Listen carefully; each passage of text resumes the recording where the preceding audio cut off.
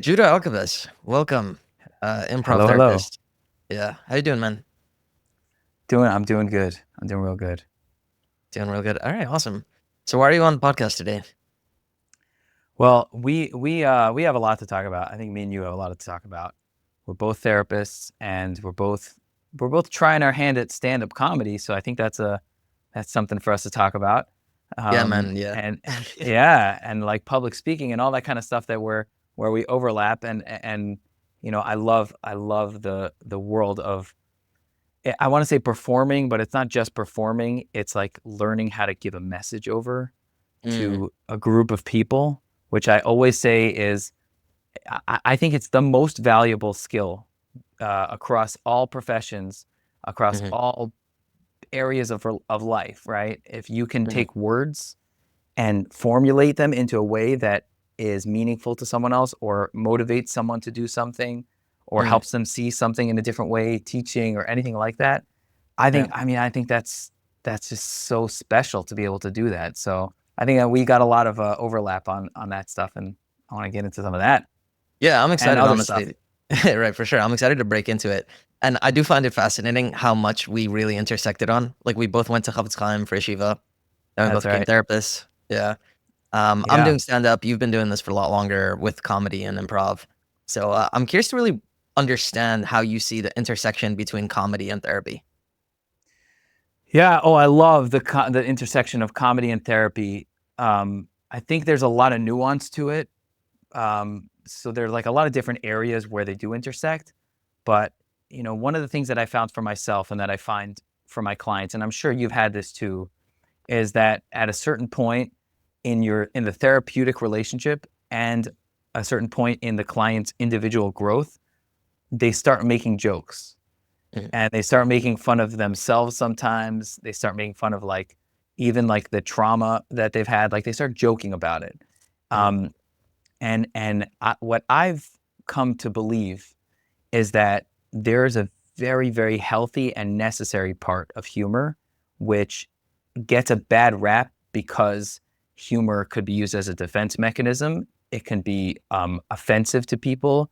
It can cross lines. It can be selfish, mhm, and then there's this like little pocket at the end of it, which is like when you and your therapist are sitting there and you crack a joke about yourself being an idiot who said the dumbest thing to his wife or whatever it is, and it's like an indicator that I'm enjoying my life, that I'm at some peace with it, and that I don't mhm. take myself too seriously. That's brilliant. I really love that. And I think humor, like you said, it could be a defense mechanism to kind of just avoid something. But Mhm. at the same time, humor is also acceptance. Like, when you're able to laugh about something, you really are able to just get past it, and it doesn't hold you Yeah, back anymore. Yeah, so I'm yeah. curious to understand though how you use it in therapy. Like, how does that come up that you can suddenly like help a client laugh about something that was traumatic? Let's say I don't know if you have an example, but I'd love to hear one. Yeah, so it's interesting because I'm not going to go off on a full rant here. This will be like a mini rant here, but Mhm, whenever we discover something that works in therapy, we would like to be able to manualize it, package it up, and sell it to other people and say, "This is mhm, we found the secret," right? And I don't think that there is a secret formula to using humor in therapy. I think it's a lot of intuition. I think it's a lot of understanding of the moment, where you're up to, where your client's up to, what comes your way, and there's a lot of you take chances. Whenever you make a joke, you took more of a chance than if you didn't make the joke, right? mhm. Because of all the Yes. things that could go wrong. So with individual clients, um, I can think of a lot of instances where humor came up, Mhm. and it was therapeutic. But I would hesitate to be like, and that's why, that's how you use humor in therapy. You know what I Uh-huh. mean? Yes, yes. Like, it depends on the individual and where they're at. Yeah, and I've made mistakes with it. I've made jokes that clients didn't like. The beauty of being a therapist, and specifically being a here and now kind of therapist, talk about the processes happening here and now. We can talk about those feelings that came up, and we can learn about it. And if I made a mistake, I can apologize for it. Um, Most of the time, it's not offensive, but it has happened where I said something to a client, they were like, "I didn't like that." Um, Mm. But I'll tell you what comes to mind. So this happens in group more easily than individual therapy, because it's not usually the therapist doing it. It's usually the group is kind of like agreeing, like, today we're going to make fun of ourselves or whatever. Okay. I was doing a trauma group, a sexual abuse group, and we were doing improv exercises in the group. And one of them made a character who was running a business of murdering sexual abusers. And it wasn't the type of character. It wasn't a serious character at all. It was a completely caricatured, like this guy who's like, what kind of abuse was it? For $50, I'll hit him with a lead pipe. And the everyone in the room was laughing. Like, there were a couple of people who literally fell to the floor in laughter. And all those people have had the worst painful experiences with sexual abuse, but they chose to laugh about it in a way which indicated that they weren't going to let their lives be controlled by what was done to them when they were younger. And like, that's where I see it coming up as like, wow, that's so powerful. That moment is so powerful. Yeah, that is so powerful. That is so powerful. Like, I think it's really up to the person that is experiencing that trauma, whether they're ready or not to be able to laugh at something like that. Because that's so intense. I feel like at the wrong time, that same person, that could be extremely triggering, right? Absolutely. Right. And that's why I, when I started doing comedy, I didn't abandon the therapist side of things. I actually put them together, and I did that on purpose. And people tell me this all the time. They're like, comedy and therapy seem like two very different things. They seem like one seems very serious and one seems very unserious. And that's my point, is that at any given time, I haven't forgotten about the other one, right? So if I'm joking around with you, I'm joking around with you with a very high awareness of, this is not, it's not a funny thing that we're joking around about. And it's not something which I would just be like, yeah, let's make fun of these horrible situations and you guys who got abused and blah, blah, blah, blah. It's like with a lot of understanding of where they're up to, what they're going to test out, what they're willing to tolerate, Yeah. I find that niche so brilliant, and I love that this exists. Like, it should be a much bigger thing. Are there other like comedy therapists? It's interesting. I come across one every few weeks online. Really? Someone will reach out to me and say, I can't believe I found someone else who's doing this. I got a message like that yesterday. Yeah. That's so funny. And I whenever we connect about it, it's like, yes, more should people should do this. But it also is very complicated. Yeah. I don't know what I was saying there. More should people do this. More should. Okay. I got there. Or didn't. You got there. Yeah. No worry. Yeah, I got there. I got. If anyone's confused, you can put it in the comments. We'll explain it. Put it in the show notes. What he meant at right. Exactly. So a lot of people. Well, the difficult part about it is not that just that some people are funny and some people are not funny. That's a smaller part of it. The difficult part of it is that it's a risk. You need to take the risk with your clients of being like playful and vulnerable. So I would really consider any playful type of therapy that isn't manualized to be in the same category as doing improv comedy as therapy. Because you're going on a journey with a client, you have no idea where it's going, and you need to be fully immersed in it. And it would be so much easier from an emotional vulnerability standpoint if you handed them a CBT worksheet and you were like, fill that out. Right? Like, you don't take any emotional risk doing that. If you're crawling on the floor, or you're doing, I don't know, you're playing something or something along those lines, you're opening yourself up in a different way. High risk, high reward, but there's still the risk. And that's why I think a lot of people stay away from it. That's so brilliant. In my mind, that's almost like hypertherapy, right? Like, to me, being a good therapist, is you need to be in the moment. You need to be paying attention, and you are bringing yourself into the room and having compassion and reflecting and helping the client where they're at. And it's like, to be able to do that and then help the client be so much more present in the room that they're able to just flow and laugh about it. Like, that's such an incredible thing to be able to do with somebody. It sounds like it definitely, I don't know. I should probably try it before I praise it. But it sounds pretty powerful. Yeah, no, it is powerful, but I will say, I don't know, I Yeah. say this all the time, but it could be me defending myself against an imaginary critic. But Mm, I have put so much work into understanding how they could intersect, mhm, and that it's and I continue to put the work in. I want to learn it from every single angle, and really make sure that I know why this works mhm. beyond the fact that it worked for me. Because that, Right. I think, is a trap that a lot of people fall into nowadays, where they go somewhere, they experience something, it's life changing for them, and then they say, "I'm going to give you this life changing thing," and A, they don't know that it's going to be life changing for other people. Yeah. B, they don't know the mechanisms of how it's actually life changing. And C is they don't, this is probably the worst one, is they don't know the real risks associated with it going poorly. Mm. So, I feel like you're y- literally talking about psychedelics. yes, I am. Yeah, yeah, No, and other things too, right? yeah, I mean, for because sure. I'm obviously very pro unique therapies, and I'm very Right. pro getting out of the box, and especially in today's world, like I feel like we really need something different. Yeah. But Right. that research and the work beforehand and the testing and being smart and safe Yeah. about it, like, It needs to be done. So, okay, at the point of recording, I haven't posted the episode with Ben Fivish yet, but Ben Fivish is another therapist we both know that we both went to yeshiva with. He Mhm, is a psychedelic integrated therapist. Like that's one of his mhm. specialties that he works with integrating You psychedelic trying to start experiences. like a cross episode beef here? Or that's what you're trying to do? Like, Yeah, like a cross episode. That'd be great. Dude, it's so it's so bizarre actually the amount of therapists that I know that are doing really interesting and unique things. Like I should probably do like a roundtable podcast at one point with just a bunch of yeah, us. Yeah. that is interesting. It is Yeah. interesting. Yeah, Um, I think yeah, go ahead. You were gonna say something about, no, yeah. yeah, I'm curious if you wanted to say more on psychedelics. I just had Ben on the last episode. I haven't posted it yet, like I mentioned. But we definitely talked a lot about how there's almost an overhype about psychedelics Yep. and how they're being used. I personally have experiences with them, and they're incredibly, incredibly powerful.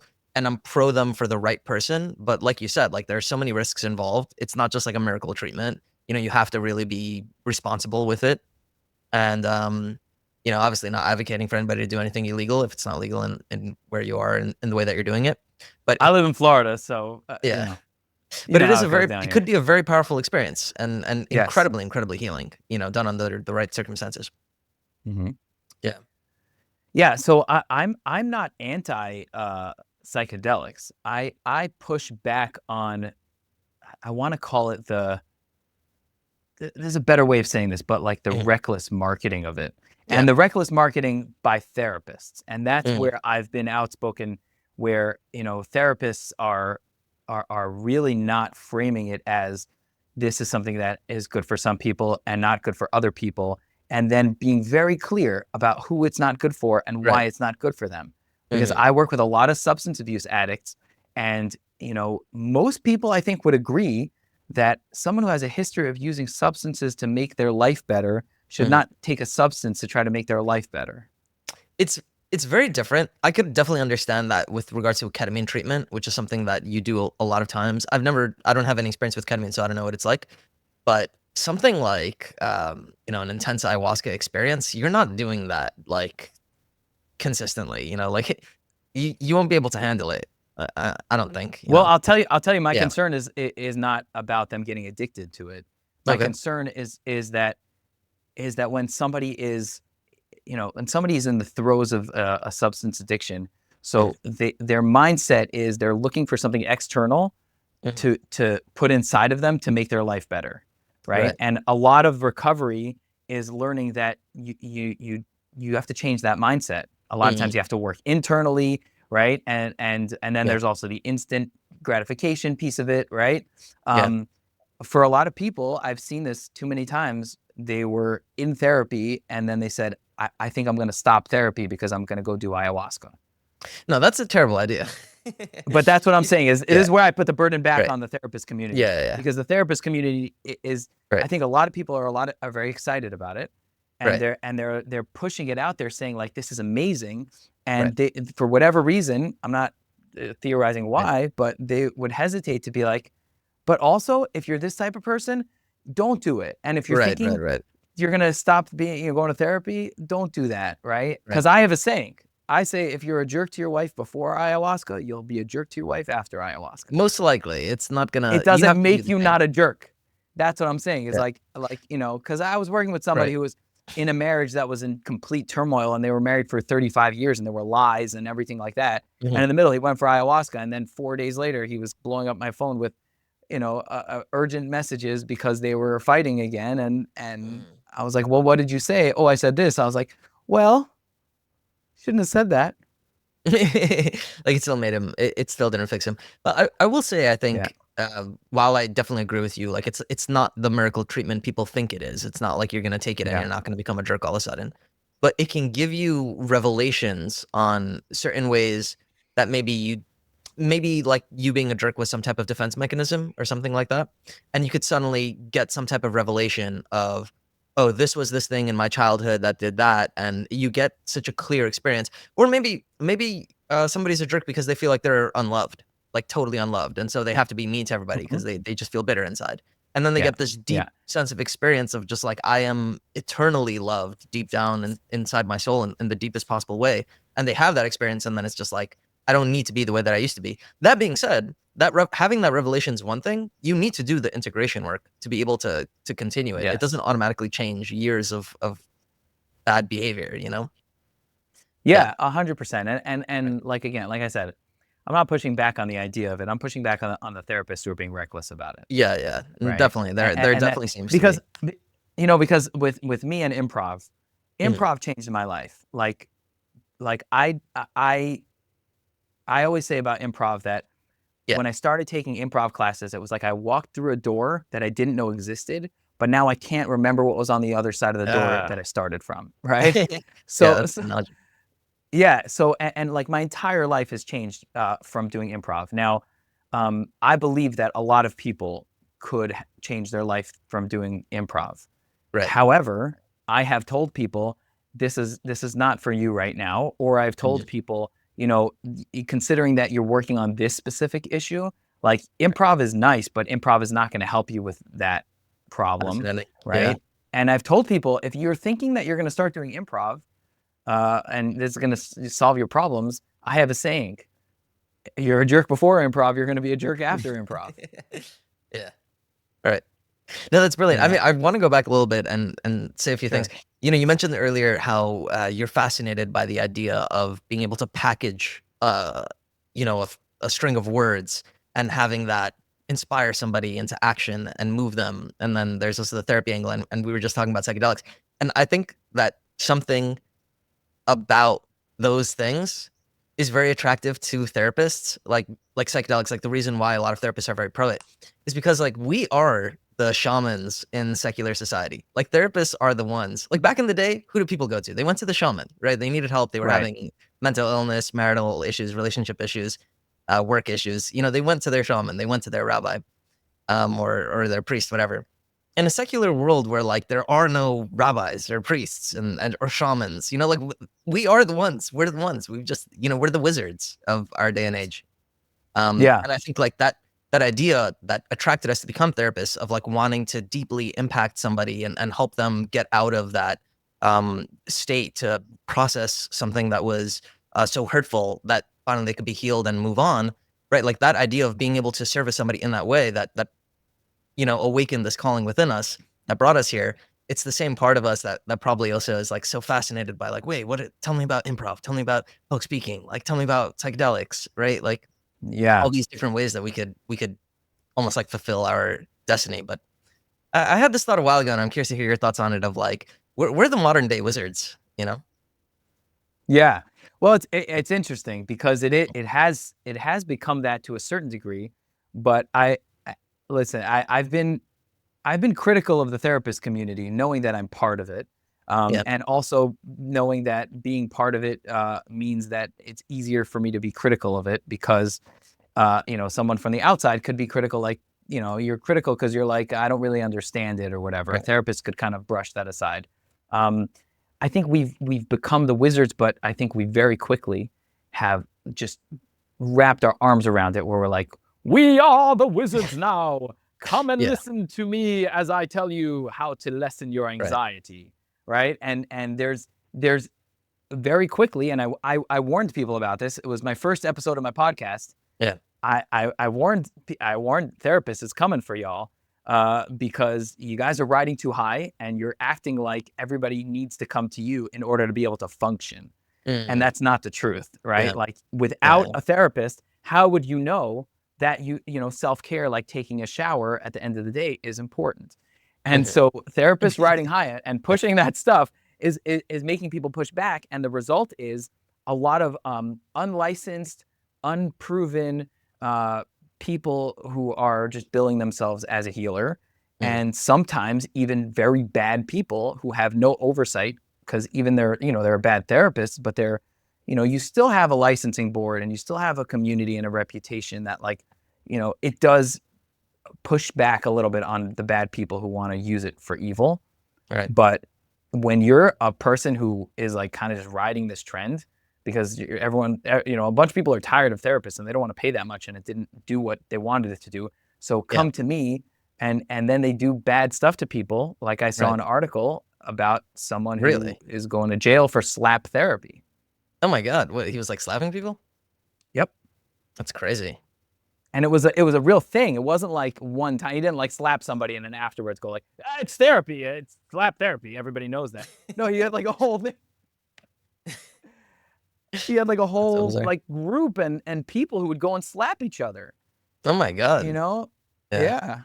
Dude, that's messed up. I mean, do you know primal scream therapy? Mm-hmm. So I don't know the whole story. Maybe you could share it if you want. But it was a similar thing where it's extremely therapeutic. I don't know if you've ever done this, but well, first I'll say this. I went to a Daughtry concert once, and there was a opener performer, and there was this guy on the drums in this opening performance. I can't remember their name, but this guy, he's just smashing the drums, and it was like a heavier rock than Daughtry usually is, and he's just going at it at the drums, and there's like hundreds of people there just like vibing to this guy, right? And I'm just like, there cannot be anything in the world more therapeutic than that guy right there. Just smashing the drums and like everyone just like vibing to it, But so like what I've done a few times, I love doing this when I have like an adrenaline rush. If I'm on the top of a hill, going down on a bike or a ski slope, nothing too dangerous, obviously, but like, just like screaming, just like letting it out. And there is some type of feeling of almost a release, it like in probably a similar way that laughter does, actually. Yeah. Oh, I would agree with that. As in the moment of you screaming, right? Like there's a release there, and I think there's a lot of different versions of that, right? Like I play tennis, and I'm obsessed with tennis. Like I always say, the three most important things in my life are improv, tennis, and my family. So it's right. So there are tennis players who scream every time they hit the ball, and that's their shtick and whatever. Right. But there's a different type of scream that happens when you worked really hard in a point, and then you knew that you're putting everything on the line, you're going to hit the shot, and then you go, as you hit the ball, and there's a release that happens there. Right. The scream itself, I think, is like the byproduct of putting like all the variables leading up to it. Like you're saying, like cycling down. Right. Okay. When people go, the scream is the result of it. You don't scream and have a release. You have a release and then you scream. Okay, interesting. Yes, and I would say the same thing about laughing. Laughing is not automatically a release, but when you do release, a lot of times you laugh. Right. Which is actually one of the theories of improv, which is that sometimes when you watch improv, people who are making stuff up on the spot, the audience, and I've analyzed this a lot, the audience will laugh. And you can ask yourself, what was actually funny about that? Like I've done performances and I know I got a huge laugh. And when I watch back the recording, I think I watch what I said. And then I'm like, there was a huge laugh there. But what was the joke? How would I even tell that over to someone else if I wanted to? And there's a theory in improv, which is that audiences laugh when they feel that a problem has been solved or the human beings on stage have synced up with each other in a way that's satisfying. Right? So we said something at the same time in the same way, and then everybody laughs, right? So that's funny. I see what you're saying. Yeah. Kind of like how they how they laugh at the end of like cheesy TV shows where they're like, next time I'll take the bus. You said it. Right? Like, what was the Yeah. joke, right? Yeah. So there's like the process that's happening up until the scream or the laugh, which is really created by a lot of variables, Mhm. right? Like getting on the bike and your history with cycling and that hill and right and like in the moment of that hill when it right all that stuff Yeah. all together. I think sometimes people can see or experience that and then be like, we should scream more. And I'm not against that because I'm like, you do you, and if it's fun, like go for it. Like I'm wide open with that stuff, But to assume that it would be therapeutic, I would say let's get a little better understanding of what this process actually is. Yes. Okay. Exactly. So I don't remember how we got onto primal scream therapy. I happen to know a therapist that practices it, but what happened is that this guy who started it, I don't know. I think he was some PhD in Harvard or something, and basically it started off as a legit thing, but it slowly devolved into a cult, and that's why people don't really use it anymore. Oh, right. Yeah. There you go. Right. Yeah. Right. Anyways, Judah, I'm curious to hear more about your story though, and how you got into therapy and comedy. Yeah. So I made a joke at a therapist event last year. I did a stand-up set ripping apart therapists. It was awesome. Sorry, can I actually say one thing on that, on the ripping apart therapist? You mentioned earlier about how there are therapists that kind of like are on their high horse and think that like, oh, you have to come to me. I'm not gonna say names. Almost every therapist that I've met, like a regular therapist like you and me, have just been extremely humble people of just like, I really don't know the answers. I'm really here to just listen to my clients and help guide them and reflect in the way. Like, and literally I'll tell all my clients all the time when they tell me like, oh, Gabi, like I couldn't have done this without you. Like, I always tell them, I'm like, you really put in all the work. You deserve all the credit. I was just really here to help you guide through, and you really did most of it. Like, I really didn't have much to do with it. Like, you knew what to do. And I was just here to help you, along the way, to witness it. I'll always say that to my clients. And it's funny, I really believe it. Like, I'm not really doing, I'm not saying like I'm not doing much. Like I am, I'm being fully present and I'm listening to the client and I'm reflecting. Like that is a lot of work, but like, I'm not giving advice, I'm not saying like, do this and then that's what changes their life. It's nothing to do with that. So most of the therapists that I've met have been like that. The only experiences that I've had where a therapist is like, oh, you need this method or that, it's really only been with celebrity therapists. I'm not going to say any names, but like the celebrity therapists of like the people that are like, really big, that people like the ones with the books and the courses and everything. Those are the ones that I'm really just like, they gotta maybe like take a step down and remember kind of like what Carl Rogers would teach of just like, we're really just here to reflect. We're not the experts in the client's life, That's right. 100%. I don't believe that it's a majority of the therapy community that it's gotten to their head. But I do believe that there is an energy which is more prevalent than it was, let's say, 10 years ago.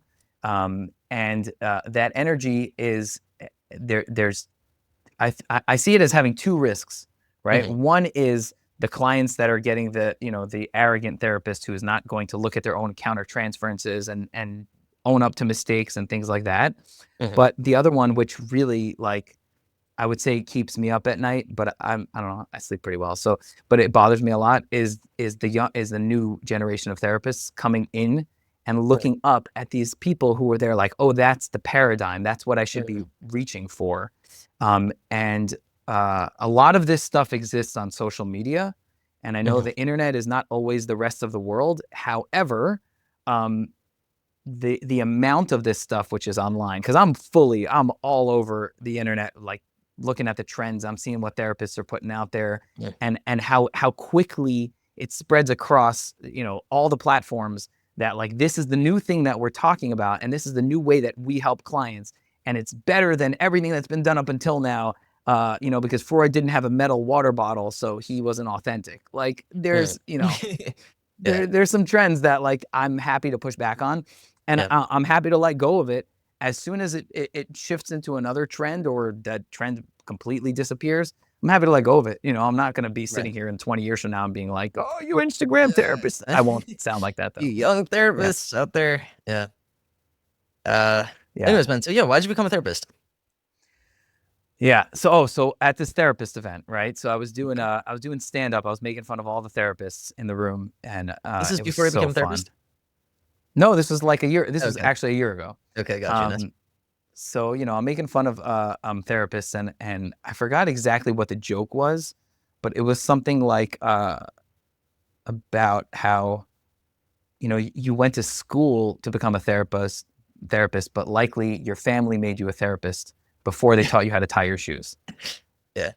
And I didn't get a laugh. And there's a lot of friends of mine in the room because they're local therapists. One guy in the front was laughing, and I was like, he gets it. The rest of you guys, you have some work to do. Like, you got to go talk to your... Dude, that was a great line. That was a good comeback. Yeah. But it was like, too real, Judah. I get that a lot. Too real, Judah. Look, I think that, like, for me and a lot of other people, but I'll speak for myself, is that there's a duality to why we become therapists. And part of it is you go through pain early in life and you feel like you want to fix things and you want to fix the world and you want to fix people around you. And that's a darkness which could drive you. And it's not all bad because, there's turning suffering into meaning, right? There's a whole, Viktor Frankl angle on that darkness. The darkness is dangerous too, because you can be unconsciously trying to resolve your darkness through your clients and through being a therapist and all that kind of stuff. But in this debate, I always will bring in the other side, which, if it's not being presented, which is likely you also had a feeling, and I can recall several experiences at a very young age where I cared for someone else intuitively, and that felt right. And that felt like, maybe this is something that I'm supposed to do. Right. So I can say that I had a lot of experiences on both sides of those things.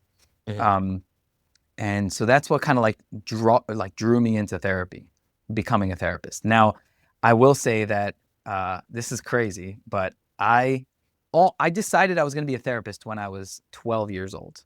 Oh, wow. And I wrote it down, and I still have it. Wow. You ready for this? Yeah, go ahead. I wrote down in a journal, these are the 5 therapists that I've been to so far. They were all morons. When I grow up, I'm going to be a good psychiatrist, and I wrote psychiatrist with a K. Wow.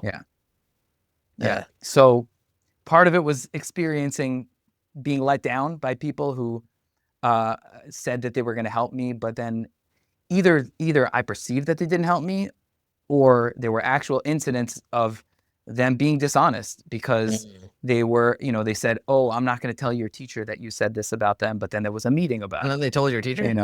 Yeah, well, like that kind of thing. Meaning it was like the kind of thing where it's like, everything you say here is confidential, but also she was the school social worker, and like they had meetings and they had discussions, and then she might have said the smallest thing that I had said, and I was like, are you fucking kidding me? Like, are you serious? Right? And so like I had that experience, and then I'll tell you about another experience where I seen this therapist that I didn't want to see when I was like 12 or something like that, and I used to sit there with my arms folded, and I didn't want to talk. And at a certain point, he got me talking about baseball, and my whole life was baseball. I loved the Yankees, and my whole life was baseball. And then I started coming every week and talking about baseball. And it might have been 6 months. I come for a regular session, and he says, listen, Yehuda, I want to talk to you. I don't feel like we're making progress here. And I lost it. I was yelling at him. I was crying. I was screaming. I said, I'll never talk to you ever again. And I left, and I refused to go back to him. Wow. And the reason why I refused to go back to him was because I thought he was my friend. And imagine you had a friend that after 6 months sat down with you and said, I don't think we're making progress here. Like, you'd be like, what the actual, what are you talking about?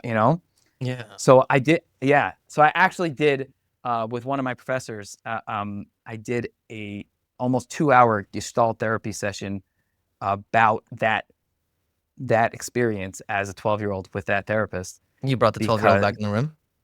Yeah. Yep. Wow. What was that like? Yep.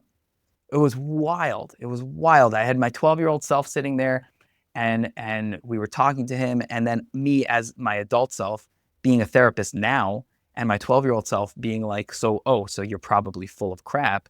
And me as my adult self being like, I don't think I'm full of crap, right? And it ended up resolving in a way that my professor who was running it asked my 12-year-old self if he would be willing to sit next to adult Yehuda and help him out, because you have great instincts and you know a lot. And so would you be willing to stay in the room with him, and anytime he needs your help, he can turn to you and be like, what do you think? And then we put that 12-year-old self, me, into a pillow, and that pillow, I kept it next to me for like a year and a half. Oh my gosh. Yeah, wild. Wow, Right. that is so wild, man. That is so wild. Yeah. See, Yeah. anyone listening to this will immediately now understand why I say that therapists are wizards now. Oh, It's yeah. just like, No, that right? stuff was wizard stuff. Yeah. Yeah. Yeah, dude, I've had a similar, not necessarily similar, but like incredibly in-depth, like profound, almost psychedelic experiences on doing not ayahuasca, I'm sorry, doing EMDR. Oh, yeah. Sure. Yeah, for I'm sure. doing EMDR. Yeah. Literally almost psychedelic, of just like feeling like childhood memories just like coming back so vividly. It was intense. Yeah. You know? Yeah. And you're experiencing it, right? Yeah. Experiential Yeah. therapy. Like that's real experiential therapy. Right. Yeah, it's so bizarre. I had this one weird, I'll share. It's a little complicated, so I'll kind of maybe give the short version of it. But I had this strange dream. This is a bizarre dream. This is a really bizarre dream. And it came up in the MDR somehow. But this was also a number of years ago. But like I had this really bizarre dream that like Zeus, like the Greek god Zeus, he was in my dream, and he like attacked me in my dream. It was very strange, really weird, right? And we were doing EMDR, and suddenly I'm telling the therapist, I'm like, you know, who, by the way, okay, this is also just a little more backstory. That therapist was my therapist in high school. I've seen him like on many periods, like not straight since high school, but like in many periods, like we've picked therapy back up again. And it's every time it's been incredibly profound and changed my life. And to me, it's funny, like when you said you knew you wanted to be a therapist at 12, I was like, wow, it's even earlier than me. I knew at like 15 that I really wanted to be a therapist. Partly because I was working with this guy, and it was like really life-changing. And I was like, you can get paid for this? Like, this is amazing. I definitely want to do this. Yeah, I'm like, I definitely want to do this. This is fun. Like, it felt so meaningful. Like there was nothing almost more interesting to me than being able to do that. But anyways, basically, I was working with him, and I tell him, I'm like, I feel something in my hand. Like, I don't know what it is, but I feel something in my hand. And he's like, okay, keep going with it. And we keep going. And I'm like, it's been strong. And suddenly, like, I realize it's another person's hand. Whose hand is that? And then we keep going. And then it was like childhood me's hand. I was like, oh my God, it's me as a kid. And like, we're holding hands. And he's like, oh, okay. And then we keep going. And then suddenly, like this is this craziest thing. Zeus comes back from the thing, and he's there. And this childhood version of me, like, we're like, okay, we're going to banish the Zeus. And we did. And it was so bizarre. Like, because the Zeus, he tells me, he's like, you don't understand. Like, I'm you, like you're like, I'm a part of you. Like you, and it was so strange how like, it felt like something was kind of like it's so weird to describe, because in words, like I can't exactly explain to you what had happened, but there was a sense of internally something was out of balance and something came back into balance. Like there was something off. I don't know what this Zeus represented. I don't know why he attacked me. There was some type of misbalance internally. I don't know. But me and childhood me went and fixed it. And it was so strange, And there That's was just awesome. Yeah, there was just an internal feeling of like peace and balance, Yeah. Yeah. No, that stuff is awesome. And this is like the deeper part of therapy, where at a certain point you have experiences which are actually difficult to express to someone else, because words are limited, and your experience is so expansive with this kind of stuff internally, right? Like the dream and how you felt when you had the realizations, all this kind of stuff. And I think that people somewhat are missing those experiences because they're oversimplifying therapy. Not to get back into like me criticizing therapists, we can do that later too. But like that's the powerful stuff, right? Like me my 12-year-old self, being in the room and me crying. I actually, when I had my professor, my professor in the doctorate program here at Florida Atlantic, he did Gestalt supervision with us in one of the classes, and he Wow. had me. It was a client that I felt was intimidating me, and I would get. He was very sarcastic, and it was very sudden. So I would be authentically present, and then he'd be like, "You don't have to sit like that," or he would poke at me. Anyway, so we did a session, and he had me in tears in the class, like full on crying, and without getting into the details of how he got me there, a couple months later, I was telling him about a kid that I was working with that I felt stuck, and he was like, "I think that there's something that we need to go back to there." And so he came to my private practice office. We sat on the floor with the pillows and everything. And at the time, I had a partner in my private practice, and I was like, "What are you doing from 1:30 to 3:30?" And she's like, "I don't know. I'm just gonna do paperwork." I was like, "Want to see me cry like a little bitch?" And she was like, "Yes, I do." And she sat there, and it was intense. It was intense. Wow. Like, he got me. It's like experiences. Wow. Like, you can't really give over that experience to someone because it's yours, like your dream or whatever. That's a really dedicated professor. Yeah, he's great. He's a great person. Yeah. This is Dr. Perlman? Yeah. No, this was here in Florida, Dr. Platt. Yeah. Dr. Platt. Nice. Yeah. Oh, wow. It's a special thing. Yeah. Wow. Okay, going back a little bit though, so why did you decide to become a therapist? Like, I would think that if you had all these bad experiences, you would not want to be a therapist. Like, what That's in a good therapist connecting what wasn't said yet, right? Yeah. When I went to Israel after high school. I was there for 3 years, and there was a Rebbe in the school that I was in who was a social worker, but he wasn't practicing as a social worker. He was a Rebbe. And we started learning together once a week, which eventually just became very clear that we were just going to do therapy sessions. And it wasn't like he snuck it in on me. Like, it was like we were talking about stuff, and he was like, "Do you want to talk about this more? Let's talk about it next week when we sit down." I remember at a certain point, I was like, I want to tell you stuff that I've never told anyone before. Like, I want to tell you the stuff that I hold in. I want to tell you about the things that I think make me the most rejectable. And he was like, "Okay." He's like, "You want to try one?" So I said something. And I remember my heart was racing as I was talking to him. I was like, I'm like, growing up with all the stuff that I went through, there was there's a vault, and you pack away a lot of the stuff in the vault, either because it will actually destroy you or because you think it'll destroy you or whatever. And I remember I started sharing with him, and then he looked at me and he's like, "How do you feel now that you said that?" And it didn't matter what I said after that, because I was like, "You didn't reject me." Right. And like that moment, I can transform myself back there in a split second. I know exactly where everything, the way the whole thing was, because it was, we talk about aha moments not really being a thing so much.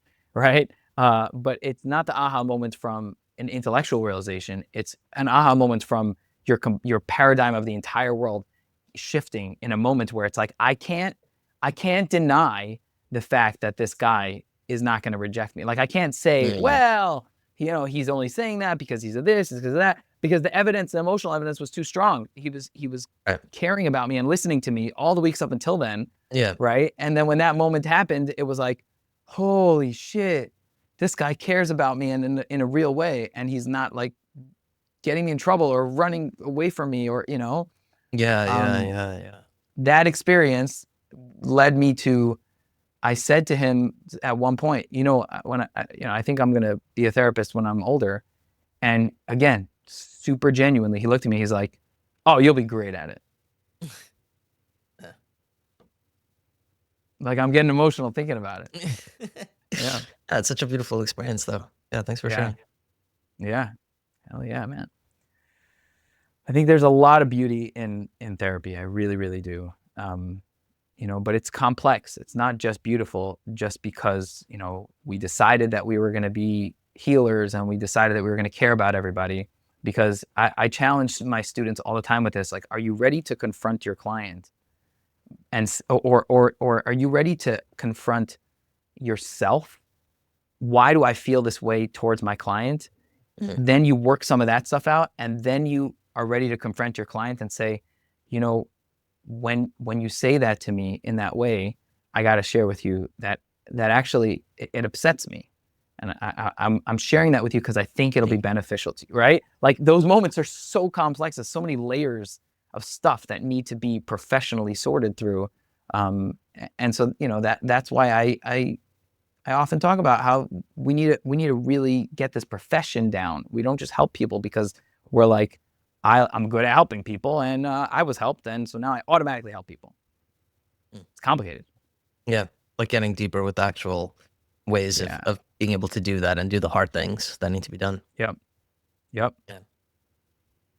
Okay, so then tell me about you go. Yeah, what's up? What do you want to ask? I want to know what made you go and do stand up. Okay, that's a good question. I wanted to do it for myself therapeutically. My stand-up material, I've never spoken about it on a podcast. It's not something you're gonna hear me talk about in a YouTube video. It's very Was personal. I not supposed to bring it up? Sorry. No, you're allowed to bring it up. I don't care. Okay. Like, I think maybe at one point I might talk about it one day, but like nowhere, no time soon. So if you really want to hear these stories, like, you got to come to the to the performance to hear it live. But okay, this is my goal. Not my goal, but kind of like a fantasy. So I'm doing this Tide 5. I have this one story. Hopefully, like, this will go really well. I'll get discovered, right? I'll get some gigs. Sure. I'll be able to expand on it. I have like an hour of material just ready to go. Like, I really do think I've been working on it like probably like 5 minutes at a time, but I have amazing material. So eventually I'll get my Netflix special, and then at that point I'll be totally open about everything. But it's just very like personal stories that I've joked. It's honestly, it's just for my own therapy. It's like just to be able to talk about these things. Mm-hmm. Yeah. And a lot of it, it's not so dark. It's just a lot about my upbringing and like just different areas of being Bukharian and then coming into yeshiva world. You know, the shidduch system. a lot of that material. Yeah. I would go to your show. That sounds really interesting to me. I think anybody would find it funny. Like, dude, the performance I just did, this is my first performance I ever did. You know, I did some open mics, but this was my first like official show. And it was like a bunch of comics, but I got a ton of laughs, and most of the people were not Jewish at all. So it's like they were still able to understand the material. I feel like definitely like a Jewish person would find it hilarious. Yeah. No, I mean, it kind of goes back to like the whole like thing that we started talking about, you know, where humor is healthy and where it could potentially not be healthy, right? Like, I've had experiences where I've gone to open mics where the stand-ups are literally trauma dumping on the audience, and it's awful. And even when they get a laugh, there's like this like pain that like you kind of like accepted some of their pain.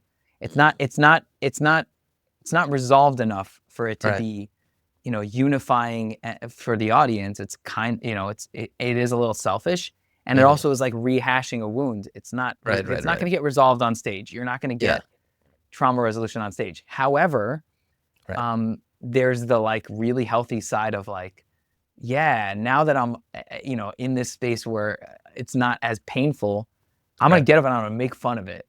And someone's going to relate to it, and they're going to relate to it in an accessible way because you're not trauma dumping on them. And then it's awesome. Yeah, exactly. Dude, it would be so trauma dumping if there was no happens to be this specific material. It's not heavy. It's more just like what it's like kind of being I'm not going to get into too many details, but like my wife is Ashkenaz, I'm Bukharian, right? So it's kind of, the story was about our dating, right? And it's like, just like, what's the experience of just like, you're kind of like going into a family that has these like kind of racist, you know, prejudices, and you're managing that, being part of a community that doesn't understand your thing, you know? So it's just kind of funny, you know? Well, it's probably very relatable to a lot of people, right? Right. Yeah. It doesn't have to be that they have the exact same circumstance to you. They can have a very relatable exactly. circumstance. Yeah. By the way, so in That's awesome.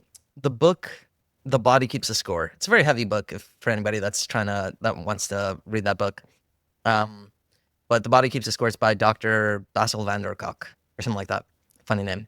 Yeah. But he's European, Yeah. so we'll let it slide. It's fine. Yeah, why not? He talks at the end about drama therapy and I think improv therapy. I don't remember if he says improv therapy, but yeah, he mentions it at the end, and he mentions that is probably one of the more powerful experiences that he's had. I think he said he's big into psychedelics, I think, and all the famous therapists are now very into psychedelics. But I find that funny for some reason. But basically he put it almost on the same pedestal, and I'm curious more to understand, like, how did you even discover for yourself like comedy, and then how did you bridge it together? Yeah. So like, what's the origin story for you? Yeah. Okay. So as we can go back to this, is flashback to that kid who's writing in his journal that all psychiatrists are morons, right? Part of the struggle for me, not in the like dysfunctional family trauma kind of way, but in just like part of my struggle as growing up with my personality was that my personality doesn't really fit a classroom. That's just the way it is, right? Our society has a very, rows of desks, and we have tests, and you have to write things off the board. And I was always high energy, and I always wanted to have experiences. And I was very silly, and I was always very attracted to the idea of comedy. And so, like, because I can remember watching Mrs. Doubtfire, and early in the movie, you find out that the main character, Robin Williams' character, is a voiceover actor.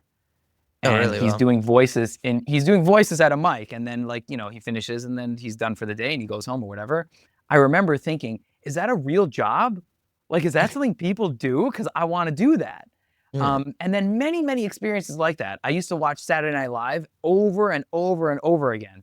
And so all of this to say that there was a part of me that knew that I was good at this, and that I could do well in this space. But the world around me kept telling me that you're hyperactive and you don't know how to behave and all this kind of, right? And so, over the years, what I tried to do is I tried to moderate that whole part of me to the point where, like, my goal was that I would almost like be able to turn it on and turn it off, so that I could behave in class and not get in trouble, but then like goof off during lunch. Problem was that there was no turning it on and turning it off. Once I got going, it was game over. And so I would continuously get into trouble. And then I kind of like had this relationship with my comedy part that was like, you get me into a lot of trouble, so you're not the most helpful guy here. And so I started to try to, like, unconsciously, I tried to like shut that down by being very serious and building up my professional self and my credentials and all that kind of stuff. But I could never really keep it away. It always would pop out in some way, shape, or form. A few years ago, I decided that I was going to take an improv class in a community center down here in Florida, because I was like, you know what, I never actually did that. Is that a thing? Can I do that? And so it was the kind of class where you come once, and if you want to come back, you come. If you don't, whatever. And I had the best time. And I was in a room full of adults who were acting like idiots, who probably had very similar experiences that I did growing up. And I was like, wow, like, this is a place where you can go to do this. So I was like, I want to come back. So I came back the next week, and it became part of my routine weekly. And then I was like, I'm like discovering this whole part of myself that I know existed, but I haven't had real access to in a very long time, because I believed that it was harmful to me. I want it back. Like, I want this part back. And then that's where I started to think, do other people have that? Do other people want it back? And where could I bring this to, and how could I share this with other people, and is it beneficial to them? And that's when I developed, my approach of improv therapy. Wow, man. Wow. One of the lessons I'm really taking from that is that you can't avoid your soul, almost. I don't know. No, you can't. Put it. It's absolutely true. You can't avoid your soul. I love that. Yeah. It's like your personal destiny, right? Yes. Yeah. Like at what sacrifice are you suppressing that part of you that needed to laugh and be silly and have attention and be seen, right? Like, yeah. And believing that it was bad, right? yeah. Like that's Right. to me, like in hindsight, that's wild. Right. It's one thing to be like, like, oh, I right now is not the time for me to use this, but to be like, it's mostly bad. That's tragic, It's and so I think tragic, back on it, yeah, I'm like, yeah. I mean, I'm happy to be here now, but like, I could get a little sad thinking about, that Yeah. that concept and Like that viewing it as idea bad. of just like there's this Yeah. part of you that's so like just probably like loving, so human, right? Like what's up with the I was just telling this to somebody today. It's like us humans are so bizarre that we're part of nature, right? Like we're an organism like any other, and we're living in this society. We need to have like ecosystems and things that are actually good for us and not good for us.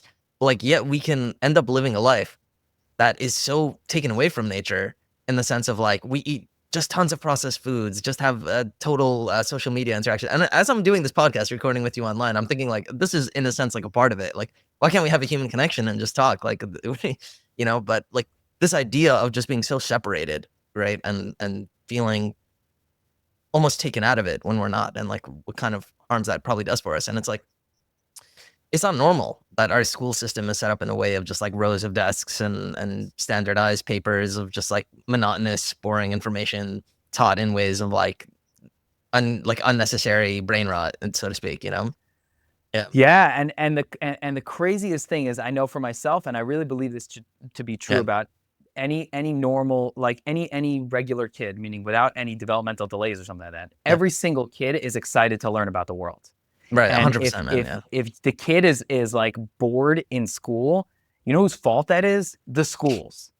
Right. Don't look at the kid and be like, oh, he's not motivated. Oh, he's not he's not engaged. He's not engaged because it's boring as hell, right? And like you haven't rethought any part of this system ever, right? Like I say this all the time.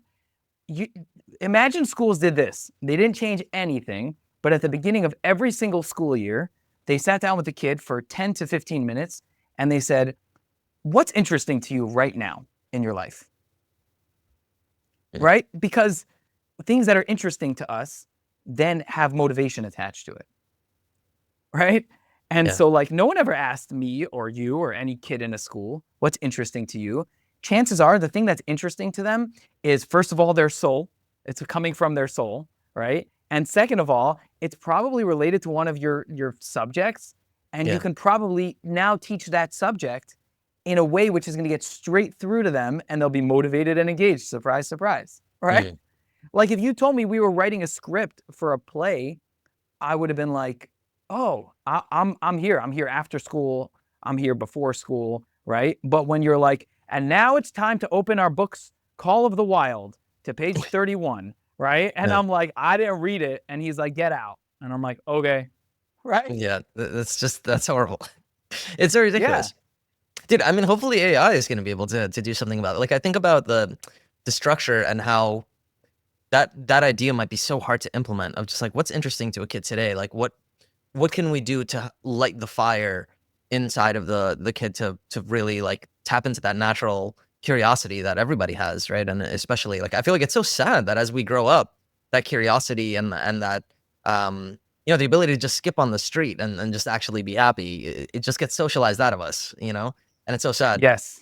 It almost like at some point just becomes uncool to be curious, right? Or like to be fascinated. It just becomes uncool.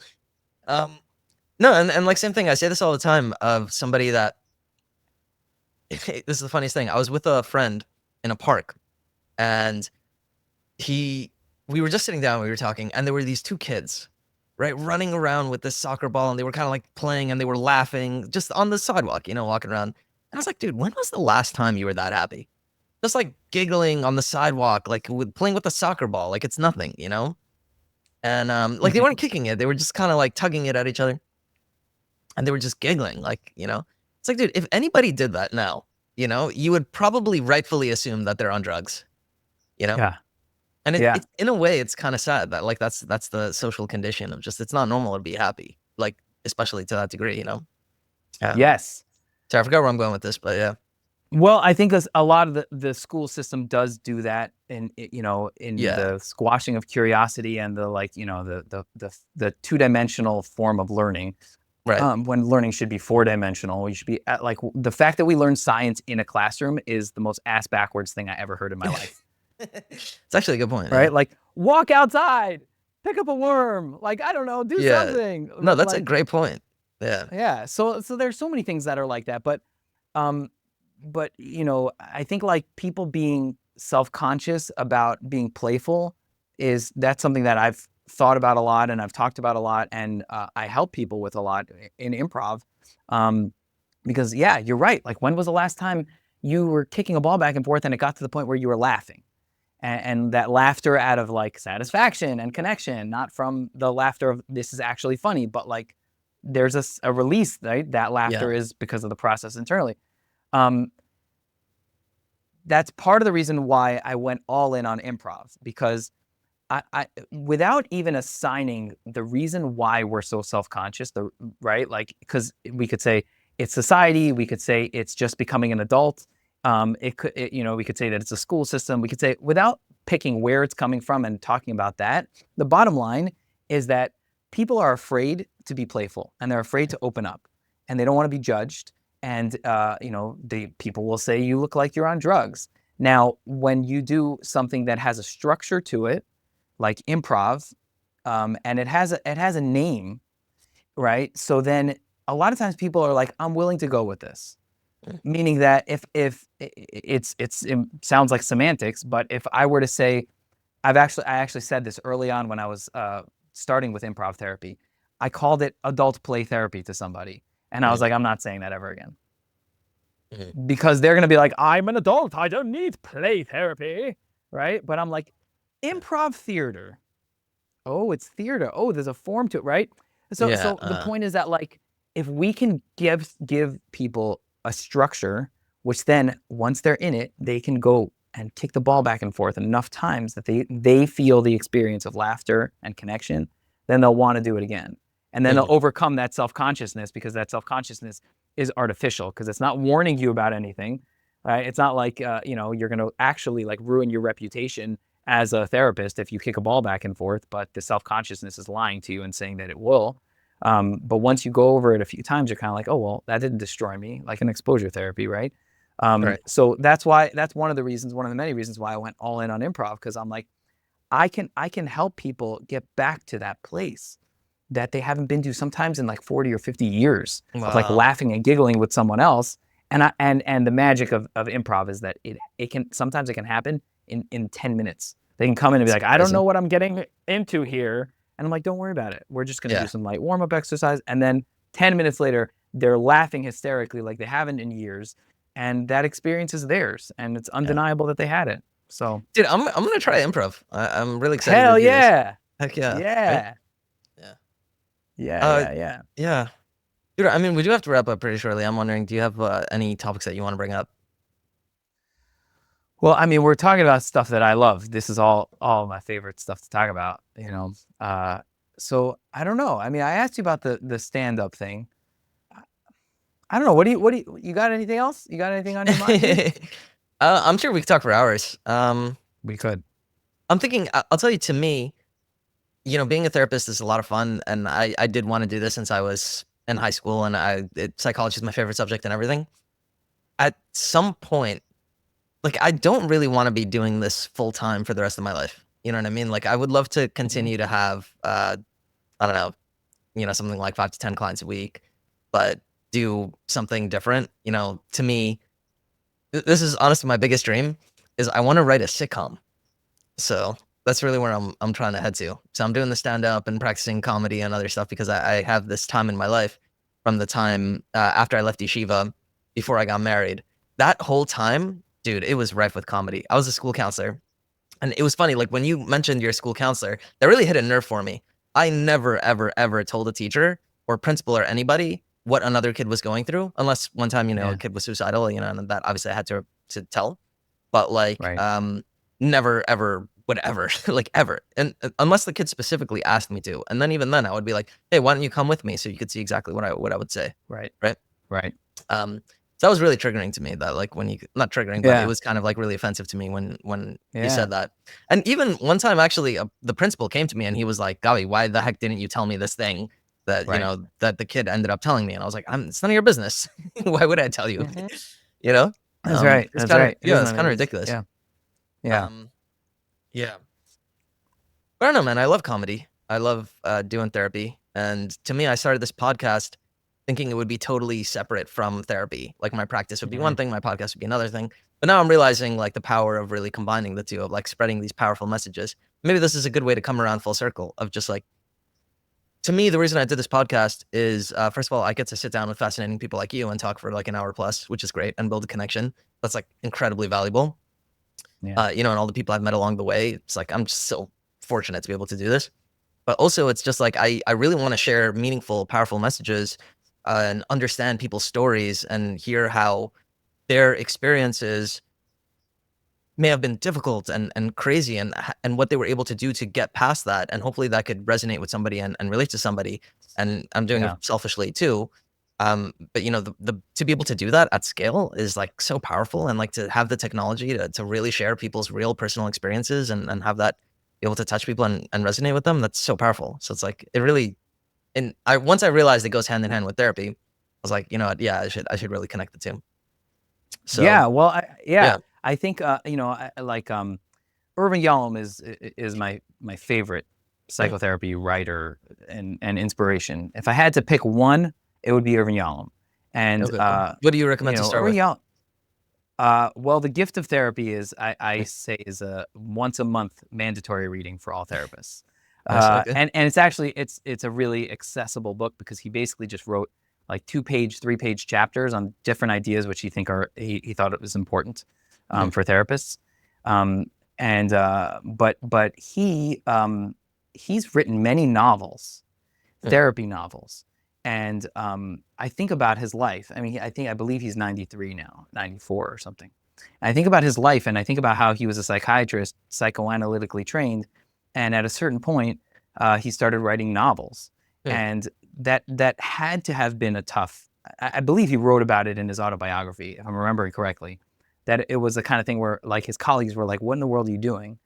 Writing novels, it would be the equivalent of, you know, doing comedy, right? Like the psychoanalytic energy in like the 60s was that very serious, right? Like I always make fun of psychoanalysis. In order to be a psychoanalyst, you have to take an angry picture. Like you have to be mad in the picture. Like every picture of Freud and all of his buddies were like I don't know what they were, you know.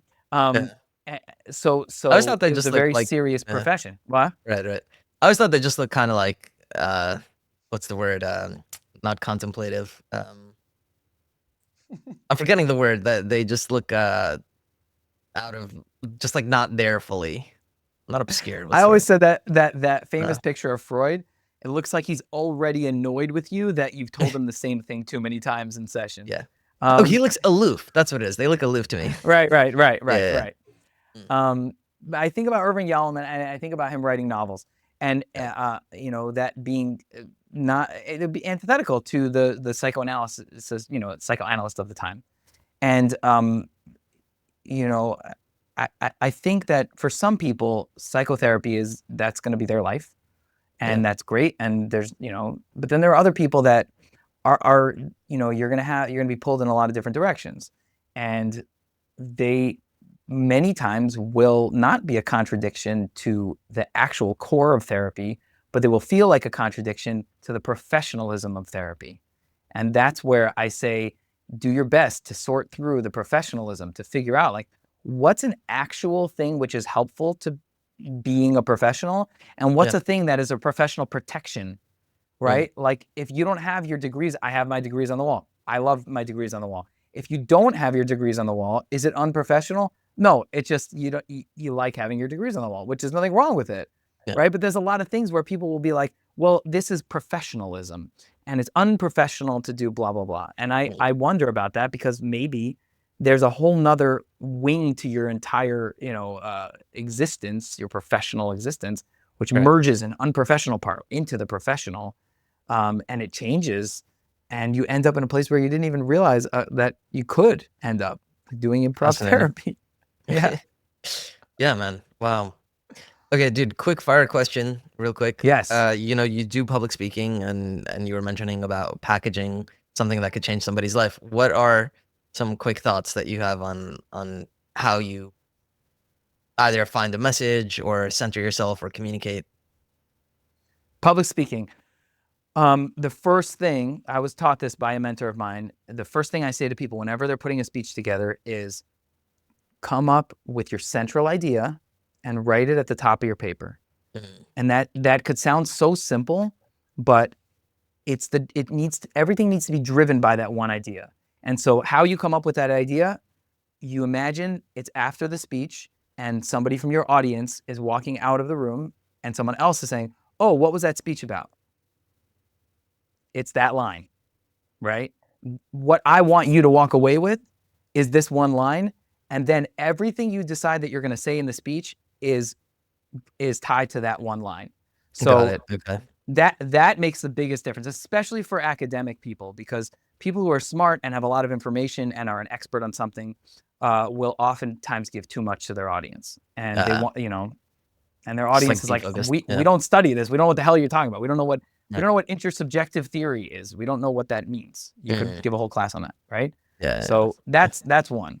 Just like start it at the top and people will, Yep. Okay. That's what every time I write a speech, I put it at the top of my paper, and sometimes I have to adjust what that line is as I go throughout the speech. I start to see it a little differently.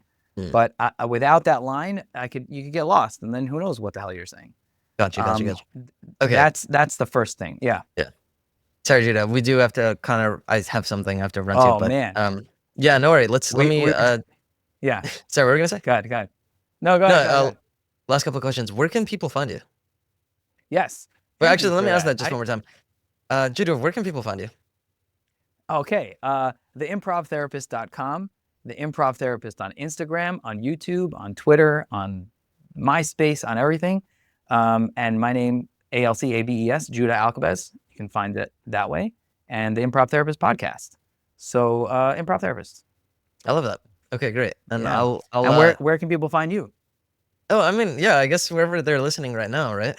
It's available on all platforms, the Men's Therapy Studio. Thanks for giving me an opportunity to plug myself. Absolutely. Yeah. Search up Gabi Koyenov and I'll come up on everything. But all right. Yeah, I'm going to invite myself onto your podcast. Excited to do an episode. Yes, you will. Yeah. We have a lot more to talk about. Yeah, right? Continue the conversation. And this is my last question. I always do. I ask this to everybody. If there was one thing that you could yell from the rooftops that you would want everybody to know, what would that be? That's kind of stop taking yourself so seriously. Stop. That's it. Okay. Can we do a quick round of improv right now? Yes. Yes. The one I always go to is something called angry compliments. This is my favorite warm-up game. Angry compliments is we usually, when we do it in an improv class, we stand in a circle. We do this to warm up. And essentially, you have to say something really nice to the other person, but you have to be really angry when you say it. So you go, I'll go, you go, we'll go back and forth. Okay. You have a full head of hair, man.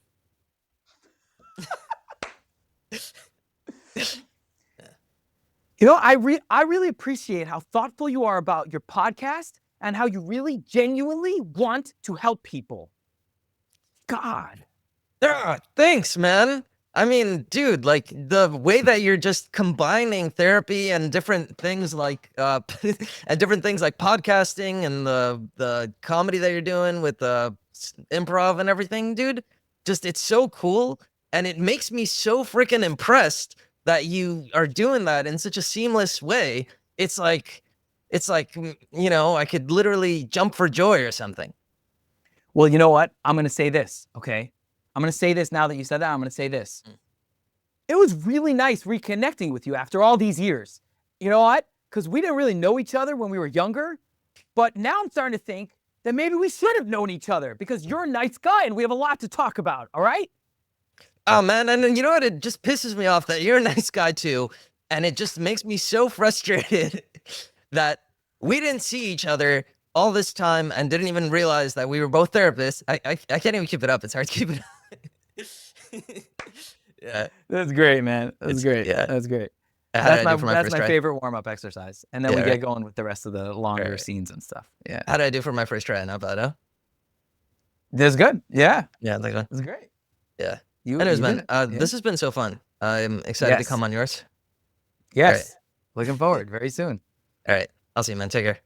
Okay, talk to you later. Bye-bye.